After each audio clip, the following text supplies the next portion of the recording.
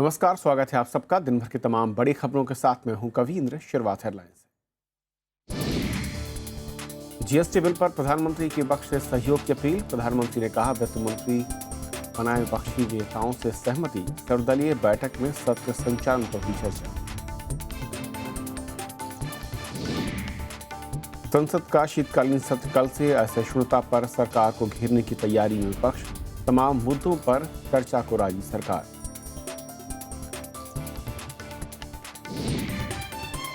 तंगधार में सेना के कैंप पर आतंकी हमला हुआ। लंबी मुठभेड़ के बाद 3 आतंकी ढेर। जैश ए मोहम्मद ने ली जिम्मेदारी।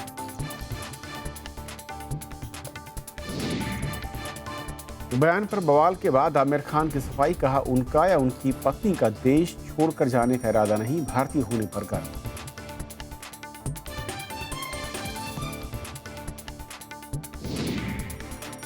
देश भर में गुरु पर्व की धूम। गुरुद्वारों में उमड़ी श्रद्धालुओं की भीड़। राष्ट्रपति, उपराष्ट्रपति, प्रधानमंत्री ने दी बधाई।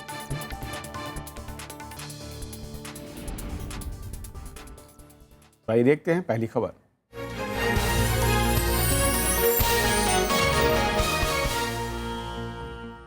जम्मू कश्मीर के तंगधार में आज सेना का कैंप आतंकियों के निशाने पर रहा। करीब 7 घंटे चली मुठभेड़ में सेना ने 3 आतंकियों को मार गिराया। गोलीबारी में एक नागरिक की जान भी चली गई। इधर सुरक्षा बलों ने पुंछ जिले में आतंकवादियों के ठिकाने पर छापेमारी कर बड़ी संख्या में हथियार और विस्फोटक बरामद किए हैं। जम्मू कश्मीर के कुपवाड़ा जिले के तंगधार में सुबह की शुरुआत गोलीबारी के साथ हुई।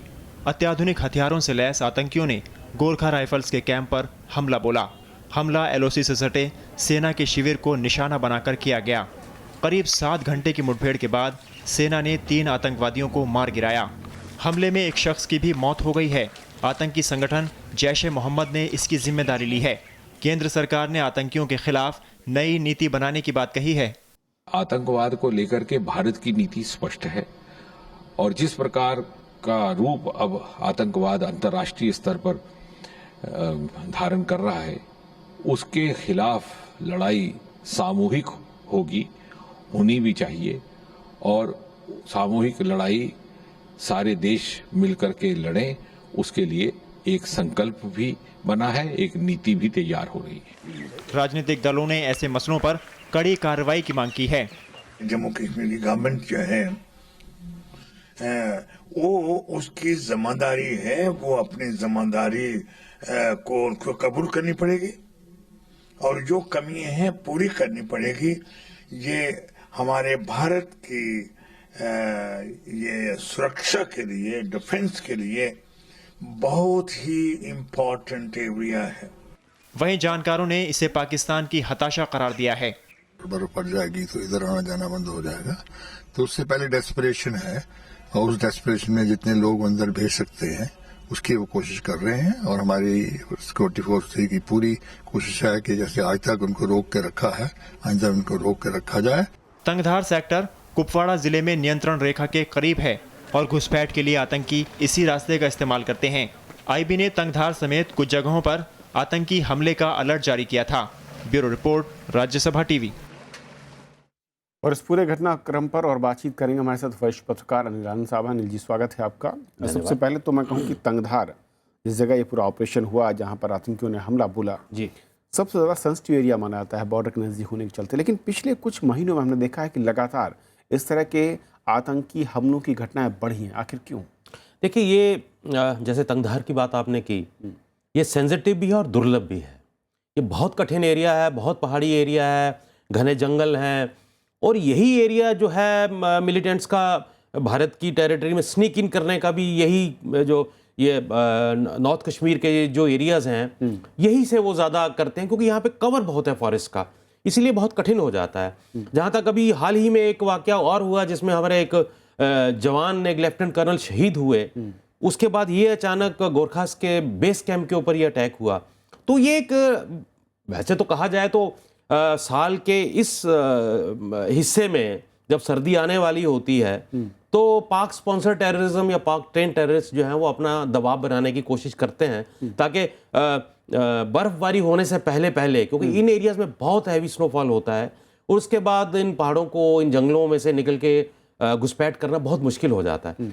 एक फैक्टर तो वो नजर आता है, क्योंकि अभी कुछ कुछ जगह पे स्नोफॉल हुआ है और 8-10 दिन और बचे हैं इससे पहले कि हैवी स्नोफॉल हो जाए, तो ये कोशिश कुछ उससे रिलेटेड लगती है।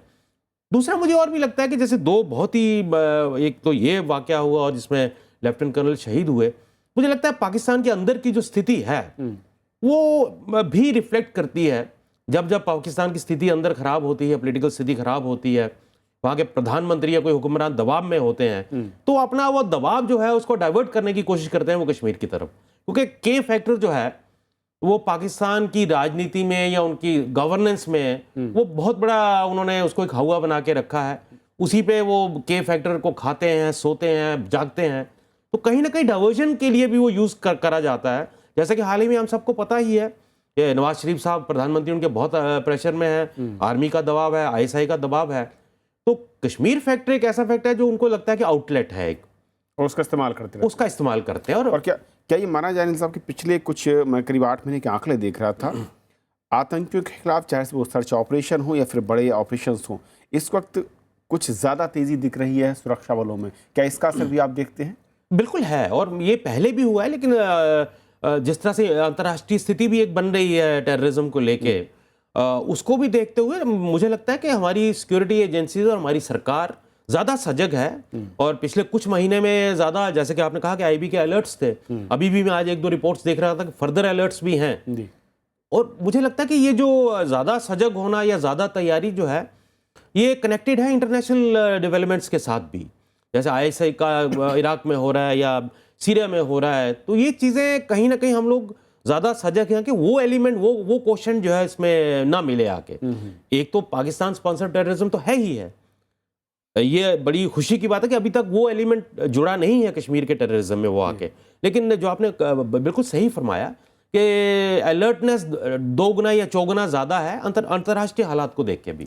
और जिस तरीके से नई सरकार आने के बाद, चाहे वो राज्य में हो या फिर केंद्र में, पहले एक ये बात कही जा रही थी कि स्थानीय सरकार को लेकर की बातचीत की बात हो रही थी आतंकवादियों के साथ में, ऐसा कहा जा रहा था कि सरकार थोड़ा सा नरम रवैया अख्तियार करती हुई दिख रही। लेकिन अब मैं कहूँ एक वक्त बीत चुका है, उसके बाद आपका आकलन क्या कहता है?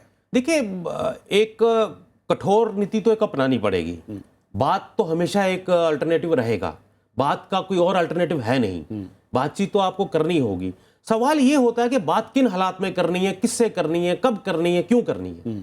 उसके लिए बहुत ज़रूरी होता है कि जो ये पाकिस्तान की स्ट्रेटजी रहती है कि क्रॉस बॉर्डर टेररिज्म को भारत के ऊपर थोप कर, दबाव बनाकर, तो उस दबाव को रेजिस्ट करने की बहुत ज़रूरत है। मुझे लगता है काउंटर दबाव बनाने की भी बहुत ज़रूरत है, जिसपे हमारी केंद्र सरकार और राज्य सरकार और सिक्योरिटी का तंत्र जो है वो इस पे काम कर रहा है। और एक काउंटर दबाव जब तक नहीं बनेगा तब तक बात करने का कोई फायदा भी नहीं होगा। बहुत बहुत शुक्रिया सर इस पूरे मसले पर बातचीत करने के लिए। धन्यवाद।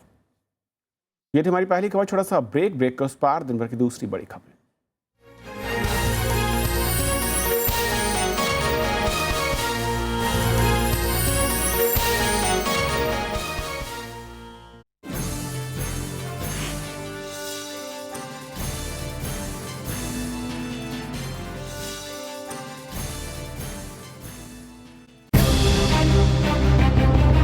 भारत में सुधरती लैंगिक असमानता, देश में बढ़ी महिलाओं की भागीदारी, राजनीति और शिक्षा क्षेत्र में तरक्की, लेकिन आर्थिक और स्वास्थ्य क्षेत्र में अब भी दूरियां।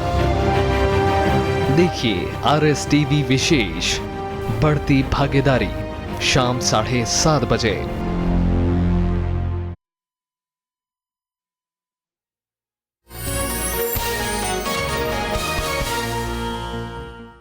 संसद का शीतकालीन सत्र कल से शुरू हो रहा है और कांग्रेस समेत पूरा विपक्ष असहिष्णुता, बढ़ती महंगाई समेत कई मसलों पर सरकार को घेरने की तैयारी में है। कांग्रेस पहले ही असहिष्णुता पर चर्चा के लिए नोटिस दे चुकी है। हालांकि सर्वदलीय बैठक में सरकार ने हर मसले पर चर्चा की बात कही है। प्रधानमंत्री ने सुचारू संचालन के लिए विपक्ष से सहयोग की अपील की। संसद के शीतकालीन सत्र में विपक्ष असहिष्णुता के मसले पर सरकार को घेरने की तैयारी में है। संसदीय कार्य मंत्री वेंकैया नायडू की ओर से बुलाई गई सर्वदलीय बैठक में कांग्रेस समेत तमाम विपक्षी दलों के रुख से ऐसा ही लगता है। बैठक में प्रधानमंत्री नरेंद्र मोदी भी शामिल हुए। प्रधानमंत्री ने सभी दलों से सहयोग की अपील की। उन्होंने कहा कि सरकार सभी दलों को साथ लेकर संसद की कार्यवाही को चलाना चाहती है। सरकार ने साफ किया कि वो असहिष्णुता समेत तमाम मुद्दों पर चर्चा को तैयार है। सो कॉल्ड इंटॉलरेंस के बारे में भी चर्चा करने के लिए सरकार तैयार है। कोई छिपाने का कोई जरूरत नहीं है। कुछ इश्यू स्टेट्स में हुआ है, लॉ एंड ऑर्डर स्टेट्स का इश्यू है, फिर भी लोग इसके बारे में चर्चा करना है तो सरकार उसके लिए तैयार है। कांग्रेस ने दोनों सदनों में असहिष्णुता के मुद्दे पर चर्चा के लिए नोटिस दिया है। इस मसले पर कांग्रेस संसद में सरकार से जवाब मांगेगी। 193 में भी पहला जो इंटॉलरेंस का विषय है वो विषय ऑलरेडी हम नोटिस दिए हैं। रूल 197 में कॉलिंग अटेंशन का भी फार्मर सुसाइड और एग्रेरियन क्राइसिस वो भी हमने दिया है। लेकिन सरकार की ये जिम्मेदारी बनती है कि हमारे कोऑपरेशन को स्वीकार करे। इसके अलावा बाकी दल भी इस मसले पर चर्चा चाहते हैं।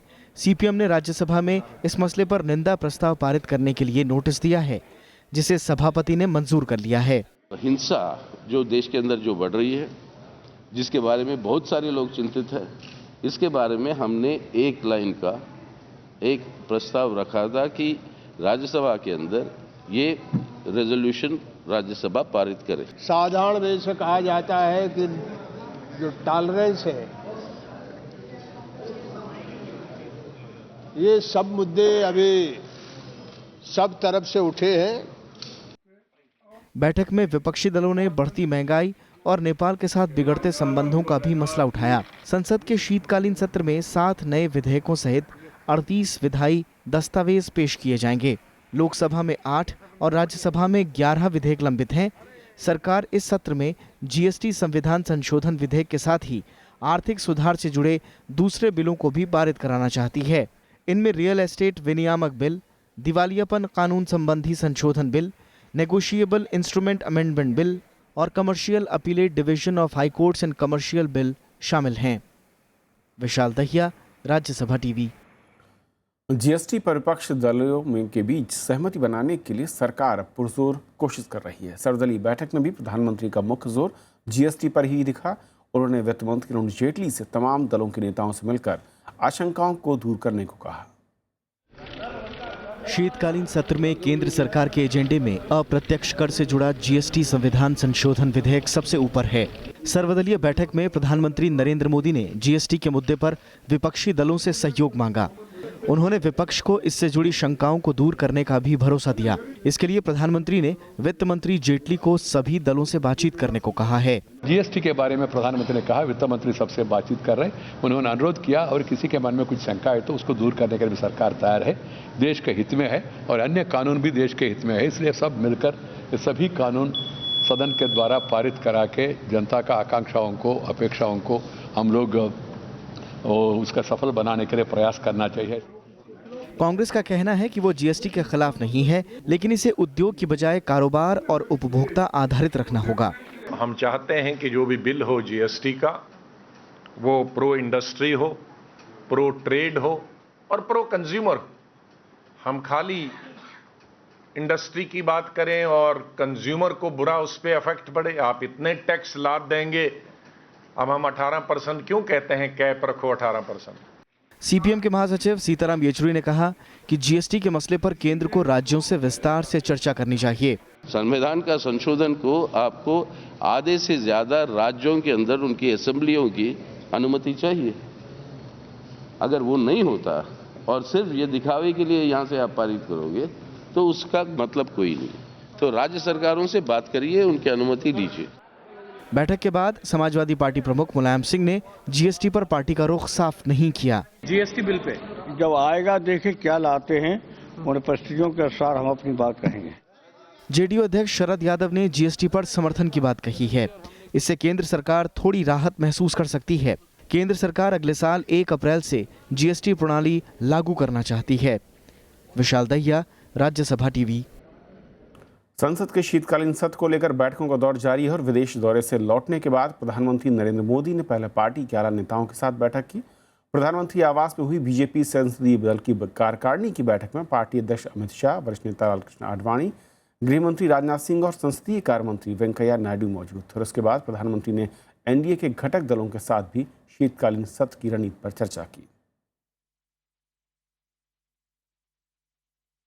उधर संसद के सुचारू संचालन के लिए लोकसभा स्पीकर सुमित्रा महाजन ने भी सर्वदलीय बैठक बुलाई है। ये बैठक संसद परिसर में चल रही है और इसमें शीतकालीन सत्र को सही तरीके से चलाने को लेकर चर्चा हो रही है।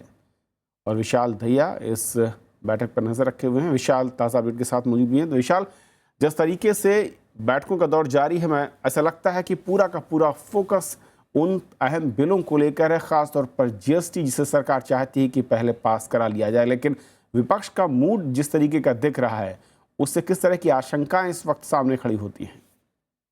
बिल्कुल कविंद्र, सरकार और विपक्ष दोनों ही ने अपनी अपनी जो रणनीति है इस सत्र के लिए वो तैयार कर ली है। और पहली बैठक जो आज सुबह हुई थी, ऑल पार्टी मीटिंग जिसे कि सरकार ने बुलाया था, उस बैठक में साफ तौर पर उभर कर सामने आया कि जो विपक्षी दल हैं वो लगभग हर उस मुद्दे पर चर्चा चाहते हैं जिस पर शायद सरकार को थोड़ी से डिस्कम्फर्ट थोड़ा सा महसूस हो, चाहे वो इंटॉलरेंस से जुड़ा हुआ मुद्दा हो या जो असेंशियल फूड आइटम्स हैं उनकी जो कीमतों में बढ़ोतरी हाल फिलहाल हुई है। दाल, प्याज, टमाटर जैसे जो सब्जियां हैं उनमें जो बढ़ोतरी कीमतों में हुई है, उस बात को लेकर चर्चा कुछ दल करना चाहते हैं। उसके अलावा किसानों से जुड़े हुए मुद्दे हैं, कुछ इलाकों में जो सूखे का प्रकोप है वहाँ, और कुछ इलाकों में जो बाढ़ या भारी बारिश से जो नुकसान हुआ है किसानों को और फसलों को, उस पर भी चर्चा करना चाहते हैं। तो ये सब जो मुद्दे हैं, और इनमें से खासतौर पर जो इंटॉलरेंस से जुड़ा हुआ जो मुद्दा है, यानी कि असहिष्णुता से जुड़ा हुआ जो मुद्दा है, उसको लेकर जो चर्चा विपक्षी दल करना चाहते हैं, वो उसका मकसद सीधे तौर पर सरकार को घेरना है। और सरकार ने एक तरह से साफ जरूर कर दिया है कि वो हर मुद्दे पर चर्चा करने के लिए तैयार है, लेकिन जो एजेंडा, लेजिस्लेटिव एजेंडा जो सोमवार से सरकार की तरफ से सामने लाया जाएगा, जिसमें खास नजर रहेगी जीएसटी से जुड़े विधेयक पर, वो बहुत महत्वपूर्ण होगा कि किस तरह से जो कांग्रेस और वाम दल और बाकी जो दल हैं उनके जो ऑब्जेक्शंस हैं या फिर रिजर्वेशंस हैं, उनको सरकार इस बिल में शामिल कर पाती है, यानी उनका निपटारा कर पाती है या नहीं, वो बहुत महत्वपूर्ण होगा इस बिल को पारित करने के लिए। तो ओवरऑल देखा जाए मोटे तौर पर काफ़ी दिलचस्प रहने वाला है ये सत्र। और सबसे ज़्यादा महत्वपूर्ण सरकार के लिए ये होगा कि मानसून सत्र की तरह इस सत्र में अगर कोई रुकावटें सामने आती हैं उसके सामने, तो उन रुकावटों को हल किया जा सके ताकि जो महत्वपूर्ण विधेयक हैं उन्हें पारित कराने में सरकार सफल हो। शुक्रिया आपका इस अपडेट के लिए। उधर कांग्रेस उपाध्यक्ष राहुल गांधी ने केंद्र सरकार पर कई आरोप लगाए हैं। उन्होंने प्रधानमंत्री नरेंद्र मोदी के काम करने के तरीके पर ऐतराज जताया। बेंगलुरु के माउंट कार्मेल कॉलेज में छात्रों से बातचीत के दौरान उन्होंने कहा कि लोकतंत्र बातचीत से चलता है, लेकिन बीजेपी बातचीत नहीं करती। असहिष्णुता पर उन्होंने कहा कि अगर किसी को शिकायत है तो सरकार को उससे सुनना चाहिए। और इतना ही नहीं, उन्होंने स्वच्छ भारत अभियान और मेक इन इंडिया कार्यक्रम पर भी सवाल खड़े किए। If somebody has an issue, if somebody is concerned, it's always better to talk to them and try and understand what they're saying. Just blanket attacking them doesn't give you a solution. बयान पर विवाद के बाद अभिनेता आमिर खान ने सफाई दी है। उन्होंने कहा कि उनका और उनकी पत्नी का देश छोड़कर जाने का कोई इरादा नहीं और उन्हें भारतीय होने पर गर्व है। उन्होंने ये भी कहा कि भारत संवेदनशीलता को पसंद करता है। उधर बीजेपी ने आमिर की सफाई को खारिज करते हुए कहा कि ऐसे बयान देकर उन्होंने नैतिक अपराध किया है। असहिष्णुता के बयान के विरोध के बाद आमिर खान को सफाई देनी पड़ी है। अपनी सफाई में उन्होंने कहा कि आलोचना करने वालों ने उनके विचार को सही साबित कर दिया है। उन्होंने इंटरव्यू को तोड़ मरोड़ कर पेश करने का भी आरोप लगाया। साथ ही उन्होंने ये भी साफ कर दिया कि देशभक्ति के लिए उन्हें किसी सर्टिफिकेट की जरूरत नहीं है। उन्होंने उन लोगों को धन्यवाद दिया जो इस पूरे विवाद में उनके साथ खड़े हैं। उधर कांग्रेस समेत दूसरी पार्टियां आमिर खान के बयान का समर्थन कर रही हैं। कहीं कहीं तो तकलीफ हुई, तो बड़ा कलाकार है जिसका तो बड़ा सम्मान है, हम और आप सम्मान करते हैं, तो कहीं न कहीं तो तकलीफ हुई है। अतुल्य भारत उनको आज असहिष्णु भारत क्यों लगने लगा? बजाय उनको गाली देने की, आलोचना करने की, बैठ करके उनको और उनके जैसे व्यक्तियों के समूह के साथ सरकार को संवाद करना चाहिए। आमिर खान जैसा संजीदा आदमी अगर कोई बात कहता है, अगर वो टेलीविजन पे आकर शो करता है या फिल्में बनाता है, तो बात अपनी अपने घर की नहीं कहता है, बल्कि समाज के बहुत सारे तबके के बहुत सारे लोगों की बात को संजो कर करने की कोशिश करता है। बवाल के बाद आमिर खान ने भले ही अपनी सफाई पेश कर दी है, लेकिन राजनीतिक गलियारों में इसका शोर थमता नहीं दिख रहा है। बीजेपी इसका लगातार विरोध कर रही है, तो वहीं बॉलीवुड भी इस मसले पर बटा हुआ दिखाई दे रहा है। Bureau report, Rajya Sabha TV. केंद्र ने सूखा राहत के लिए कर्नाटक को 1540 करोड़ रुपए दिए हैं। राज्य के 27 जिलों को सूखाग्रस्त घोषित किया गया है। अब तक कर्नाटक के अलावा छत्तीसगढ़, ओडिशा, महाराष्ट्र, मध्य प्रदेश, उत्तर प्रदेश और आंध्र प्रदेश के 200 जिलों में सूखा घोषित किया गया है। आंध्र को छोड़कर बाकी सभी राज्यों ने केंद्र को ज्ञापन सौंप दिया है। छत्तीसगढ़ के लिए भी 1387 करोड़ रुपए की मदद की सिफारिश की गई है। यहाँ 26 जिलों के 117 तहसील को सूखाग्रस्त घोषित किया गया है। केंद्रीय टीम के दौरे के बाद राहत पैकेज का ऐलान हो रहा है और केंद्र ने बिहार और झारखंड से भी कम बारिश की रिपोर्ट मांगी है। इस साल मानसूनी बारिश 14% कम रही है। प्रसिद्ध लेखक और पत्रकार महीप सिंह का लंबी बीमारी के बाद मंगलवार को गुड़गांव के एक अस्पताल में निधन हो गया। वो 85 साल के थे। महीप सिंह ने ये भी नहीं, अभी शेष है और बीच की धूप जैसे प्रसिद्ध उपन्यास लिखे हैं। उन्होंने 45 साल तक साहित्य पत्रिका संचेतना का संपादन किया। हिंदी के प्रख्यात लेखक महीप सिंह लंबे समय से बीमार चल रहे थे। मंगलवार दोपहर करीब 1 बजे उन्होंने अंतिम सांस ली। 2009 में भारत भारती सम्मान से विभूषित महीप सिंह ने 125 से ज्यादा कहानियां और उपन्यास लिखे। वो दिल्ली विश्वविद्यालय में हिंदी के प्रोफेसर रहे। उनके निधन पर साहित्यकारों ने गहरा दुख जताया है। महीप सिंह का जन्म 15 अगस्त 1930 को यूपी के उन्नाव में हुआ था। उसके बाद उनका परिवार कानपुर चला गया। 1954 में कानपुर के डीएवी कॉलेज से हिंदी में एमए की डिग्री हासिल की और 1963 में आगरा विश्वविद्यालय से गुरु गोविंद सिंह और उनकी हिंदी कविताएं विषय पर पीएचडी की। उन्होंने 1978 में भारतीय लेखक संगठन की स्थापना की थी।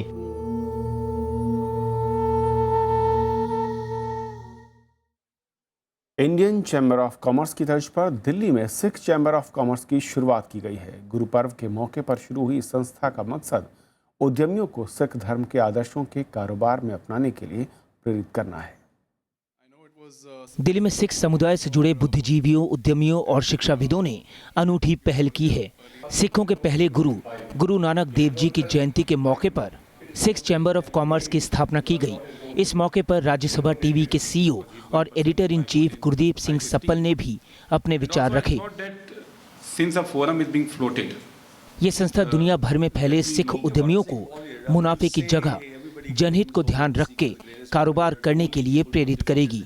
हम गुरु ग्रंथ साहिब की और गुरु बाकी जो हैं उनकी हम टीचिंग्स को कैसे ढालें अपनी ज़िंदगी में, कैसे उसको दिमाग में रखते हुए अपने काम करें, वो मेन मकसद है। सिख चैम्बर ऑफ कॉमर्स सांझीवालता का एक प्रमाण होना चाहिए।